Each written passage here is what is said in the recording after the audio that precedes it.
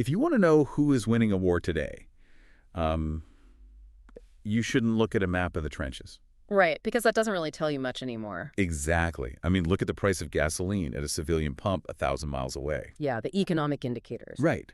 Because for generations, we've relied on this deeply ingrained image of a front line. You see the trenches, right? A line drawn in the sand, Yeah. two sides facing That's off. a classic physical boundary. Yes, exactly. You know exactly where the danger is and, where safety begins. But if you look at the intelligence report circulating right now in June 2026, that map is, well, it's completely erased. It really is. The physical front line is effectively obsolete at this point. When we examine the current global battle space, the whole concept of a rear echelon, where troops and logistics are supposedly safe, it simply doesn't exist anymore. Which is exactly why we are pulling out a massive stack of intelligence and reporting for you today. We're looking at sources from the Institute for the Study of War, the War Zone, Al Jazeera, and the Aviationist. A really diverse stack of reporting. Yeah, and our mission for this deep dive is to map out this new reality. We're connecting the dots across 4 major global flashpoints to show you how the very nature of military strategy has entirely shifted. We're talking about deep logistics strikes, the weaponization of maritime choke points. Oh, the massive automated swarms, too. Right. We were looking at a completely boundaryless war. Boundaryless. I like that. So let's unpack this. Well, to understand how this boundaryless war operates, you really have to look at the intersection of military action and macroeconomics. Right. And that is playing out vividly right now between Ukraine and Russia. The reporting from ISW and Al Jazeera details this very deliberate shift. Ukraine is essentially bypassing the heavily fortified front lines in the east. Right, going over them. Exactly, reaching deep into the Russian interior to target the infrastructural lifelines of the military. And I want to focus on the word deep here because, the geography is staggering. Ukraine's security service, the SBU, recently hit the Bashneft refineries in Ufa. Yeah, which is massive. It is. Ufa is in the Bashkortostan Republic, which is over 1,500 kilometers away from the Ukrainian border. It's a massive distance. I'm just trying to wrap my head around the mechanics of that. Yeah. How does a military fly a drone 1,500 kilometers through hostile, heavily defended airspace and actually hit a specific refinery tower? Well, it requires a huge evolution in navigation. You see, you can't rely solely on GPS anymore. Because it gets jammed. Exactly. Electronic warfare units will jam or spoof that signal the second the drone crosses the border. So these systems are increasingly relying on autonomous terrain mapping, right? And inertial navigation. Wait, so they're looking at the ground? Basically, yeah. They are programmed to recognize the physical landscape beneath them. They fly completely silent without communicating back to base at all until they reach their pre-programmed coordinate. That's wild. And it's not just these ultra-long-range strikes either. Down in occupied Crimea, the operations are so systematic. Oh, absolutely. The sources note strikes completely disabling Russian S-400 missile systems in Kerch. And they are hitting electricity plants in Sevastopol. Which is causing massive disruption. Yeah, it's caused such a severe bottleneck that fuel for private individuals in Sevastopol has been capped at just 20 liters per week. Wow. 20 liters. The intent there is obviously to induce localized paralysis, but the broader strategy of hitting those refineries deep in Russia, that's about creating a macroeconomic chain reaction. Right, the ripple effect. Exactly. According to Bloomberg data cited by ISW, these strikes caused Russian gasoline prices to spike 3% in a single week. Wow. Yeah, bringing it to 95 cents US per liter, and annual inflation spiked to 5.8%. Okay, I have to pause on those numbers for a second. A 3% jump in a week sounds super painful for a regular consumer. Yeah. But is it really enough to cripple a national war machine? It feels like a nuisance, not a knockout blow. Well, it's not about bankrupting the state overnight, right? It's about breaking the mechanisms the state uses to fund the war. Like cutting off the engine's oil rather than shooting at the tires. That's a perfect analogy. Look at the Russian central bank.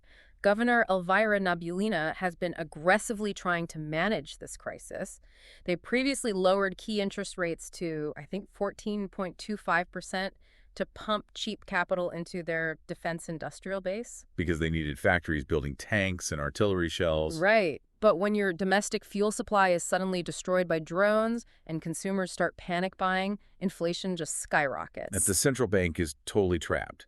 If they print more money to help people afford the gas, the inflation just gets worse. And obviously you can't print physical barrels of oil. Precisely. Monetary policy cannot fix a physical supply chain deficit. And, the pressure isn't just internal. Right. What happened at sea? At the exact same time, the French Navy intercepted and seized a Russian Shadow Fleet oil tanker called the Deliver. This was right off the coast of Sicily. Wow. So the state is losing refining capacity at home and losing its off-the-books export revenue abroad. Exactly, a multi-front economic squeeze. So if a nation is proving that traditional borders and air defenses can't protect a massive oil refinery deep inland, it really makes me wonder about international borders at sea. Because they're even harder to defend. Right. If you can't protect a stationary pipeline on land, how on earth do you protect a moving shipping lane? We are seeing this exact vulnerability exploited right now in the Strait of Hormuz. Yeah, the Strait of Hormuz is basically the ultimate geographic bottleneck. It really is. A huge percentage of the world's oil and liquefied natural gas flows through this channel, which, by the way, is only 21 miles wide at its narrowest point. That is so small. Yeah. And the recent reporting from Al Jazeera outlines a really highly aggressive posture from Iran to assert control over this space. Very aggressive. Yeah, the Islamic Revolutionary Guards Corps, the IRGC Navy, actually attacked a Singapore-flagged cargo ship called the Ever Lovely. Right, and the fallout was immediate. A massive logistical headache. The UN's International Maritime Organization, the IMO, had to completely pause an evacuation plan they had arranged with Oman. This was for the hundreds of ships stranded in the Gulf, right? Exactly. See, the attack on the Ever Lovely isn't just an isolated incident. It's an enforcement mechanism. The sources indicate Iran is attempting to enforce its own traffic separation scheme in the strait. Basically making their own rules. Yes. They're essentially demanding that international vessels use Iranian-approved routes and coordinate directly with their authorities. And the ultimate goal here, according to officials familiar with the plans, is to levy a service fee on Gulf states and international shipping. Just for the right to transit. Exactly. A service fee. I mean, let's call it what it is. That sounds like setting up an unauthorized mafia toll booth on a busy international highway. It really does. I read in the sources that this could generate an estimated $40 billion annually for Tehran. $40 billion, that's a massive revenue stream. But practically speaking, how does a Navy enforce a toll booth in international waters? They can't put a physical gate across the ocean. Well, they enforce it through the threat of asymmetric boarding and seizure. Okay, what does that look like? The IRGC Navy doesn't use massive destroyers for this. They use swarms of fast-attack speedboats, helicopters, and shore-based anti-ship missiles. Ah, so it's a swarm tactic. Right. If a commercial tanker refuses to acknowledge the traffic scheme or pay the fee, a swarm of speedboats just surrounds it. Armed personnel board via helicopter, and they physically steer the ship into Iranian territorial waters. It's basically institutionalized piracy to test the international community. So I have to ask, is this purely an economic play for that $40 billion? Or is it a test to see if the international community will blink first? Like, is this about sovereignty? It's both, actually, but the sovereignty aspect is far more dangerous. How so? Think about it. If international shipping companies start paying that fee just to avoid having their ships seized, they are implicitly recognizing Iranian jurisdiction over an international waterway. Oh, wow. Yeah, they are quietly rewriting the United Nations Convention on the Law of the Sea. Which totally explains the massive diplomatic pushback we saw. U.S. Secretary of State Marco Rubio met with the Gulf Cooperation Council foreign ministers in Manama, Bahrain. Right, to present a unified front. Yeah, they issued a joint statement flat out rejecting any tolls and demanding unrestricted navigation. But look at the parallel diplomacy happening at the exact same time. What do you mean? While the public statements in Manama are drawing a really hard line, there is a confirmed U.S.-Iran deconfliction channel operating out of Doha, Qatar. Oh, the back channel. Yes.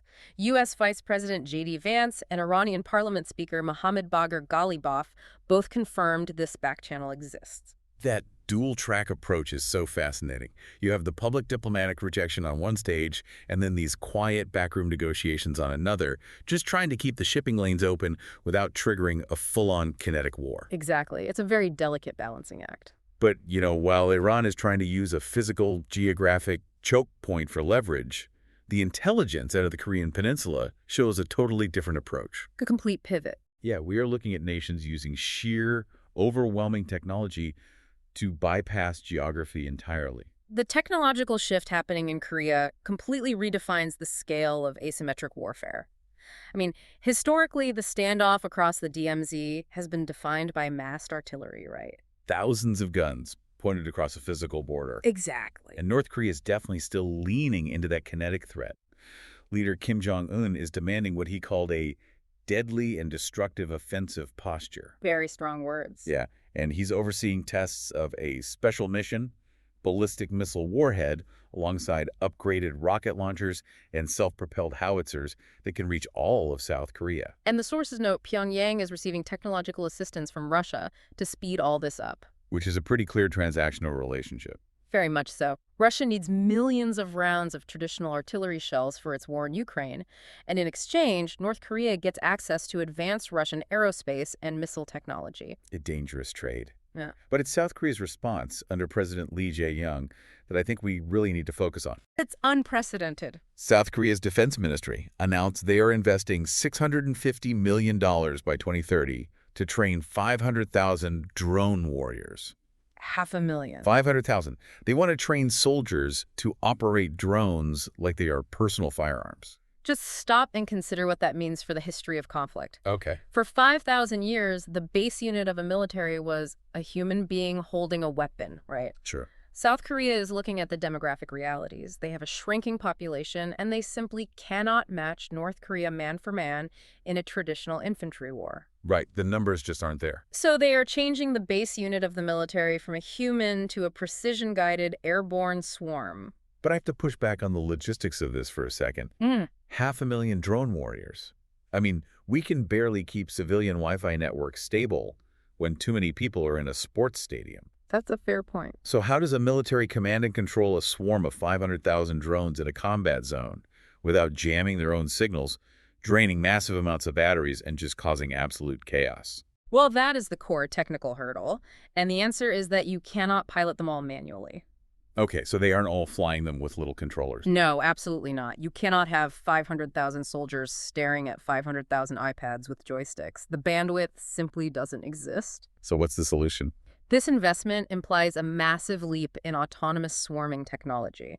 The drone warrior isn't flying the drone, they are managing the algorithm. Managing the algorithm. Wow. Yeah. A single soldier might designate a grid square, and a swarm of, say, 50 drones autonomously communicates with itself to sweep that area, identify targets, and engage without human input for every single trigger pull. So the human becomes a manager, not a trigger puller. That is terrifying, frankly. Are we looking at a future where warfare resembles an esports arena but with lethal real-world consequences? It certainly looks that way. And it completely breaks traditional defenses. I mean, how does a traditional military even begin to defend against a swarm 500,000 strong? If you try to shoot down a swarm of $500 drones with a battery of $3 million Patriot missiles, you are going to bankrupt your own defense budget in an afternoon. Exactly. The proliferation of cheap, lethal mass is an absolute nightmare for any traditional static defense system. You just cannot build a physical wall high enough to stop a digital airborne swarm. Which perfectly brings us to our final set of sources from the War Zone and the Aviationist. Because the U.S. Air Force is looking at this exact nightmare scenario. I see the writing on the wall. Yeah. Drone swarms, long-range strikes, contested airspace, and they're realizing their current playbook just won't survive. They are being forced to adapt by what military strategists call A2AD. Right. Anti-accessory denial bubbles. Exactly. Adversaries have built these integrated air defense systems and ultra-long-range missiles designed to push American aircraft hundreds of miles away from the fight. So the Air Force is responding with an incredible leap in reach. The sources outline a secret meeting held at Eglin Air Force Base regarding a program called the AFLRW. The Air Force Long-Range Weapon? Yes. And the baseline requirement they've laid out is jaw-dropping. They want an air-to-air missile with a minimum range of 1,000 nautical miles. To contextualize that distance for a second, the current workhorse air-to-air missile, the AIM-120 AIMRAAM, has a range of roughly 100 miles. So they are asking the defense industry for a 10-fold increase in physical reach. A 10-fold increase, yeah. And the targets aren't nimble fighter jets, right? Right. The goal is to take out critical support aircraft like AWACS radar planes and aerial refueling tankers from safely outside that A280 bubble. Right, because if you can't get close, you hit the support. Exactly. Yeah. The sources even mention they might use stealth bombers, like the new B-21 Raider, as weapons trucks to carry these massive long-range missiles into position. If you look at the architecture of modern air combat, the fighter jet gets all the glory, but the AWACS and the tankers are the actual foundation. The unsung heroes. Definitely. An AWACS acts as a flying command center, coordinating the battle space. And the tankers keep the fighters fueled. If an adversary knocks out your AWACS, your fighters are blind. And if they knock out your tankers, your fighters fall out of the sky. Exactly. So a 1,000-mile missile means you don't even bother dogfighting the enemy jets. You just systematically dismantle their support network from the next time zone over. But here's my major conceptual roadblock with this. Okay, what is it? I get the theory. It's like a sniper trying to hit a target on the other side of a mountain range. Building a rocket motor that can burn for 1,000 miles is, well, it's just an engineering problem, right? Sure, fuel and thrust. But how do you actually target a moving airplane 1,000 miles away? Because physically, the curvature of the Earth gets in the way of the launching plane's radar. That is the most critical question. Because of the Earth's curvature, the plane launching the missile absolutely cannot see the target on its own radar. It's just physically impossible. The physics of radio waves make it impossible, yeah. So a weapon like this relies entirely on what the military calls a kill web. Okay, walk me through a kill web. I've heard of a kill chain before, but how is a web different? A kill chain is a linear closed loop, right? A single aircraft finds, tracks, and shoots a target. One plane does it all. Right. But a kill web is a highly networked mesh of sensors distributing that process across completely different platforms. Okay. So instead of a single sniper doing everything, a kill web is like having one person spot the target with binoculars, a second person calculate the wind, a third person hold the gun, and a fourth person pull the trigger. Oh, wow. But they are all standing on completely different continents. That is an incredible visual. So the missile is basically just the bullet taking instructions from everywhere else in the network. Exactly. To hit a tanker 1,000 miles away, the missile might be launched by a B-21 bomber, but the bomber doesn't even see the target. So who does? The initial coordinates might come from a space-based early warning satellite in low Earth orbit. Yeah. And then once the missile is flying, it might receive mid-course guidance updates beamed securely from, say, a stealth drone that is quietly loitering deep behind enemy lines. So the missile is just the kinetic endpoint of a massive global data network. You nailed it. It's a data network that happens to end in an explosion. But building that network takes time. Until those 1,000-mile missiles and space-based kill webs are fully operational, the Air Force still has to deal with enemy air defenses today, right? They do, and the aviationist source provides a really great look at how they are adapting existing platforms right now to handle it. Yeah, I saw this over at Misawa Air Base in Japan. The first F-35A stealth fighter, specifically tail number 245970, has just taken on the iconic WW tailcode. The WW tailcode stands for Wild Weasel. Yes, it's an incredible piece of military history. The Wild Weasel mission started back during the Vietnam War. Really dangerous mission. Insanely dangerous. Pilots would fly directly into heavily defended enemy airspace, basically acting as bait to force the enemy surface-to-air missile sites to turn on their targeting radars. Just waiting to be locked onto. Exactly. And once the enemy radar was on, the Weasels would lock onto that signal and fire a missile down the beam to destroy the site.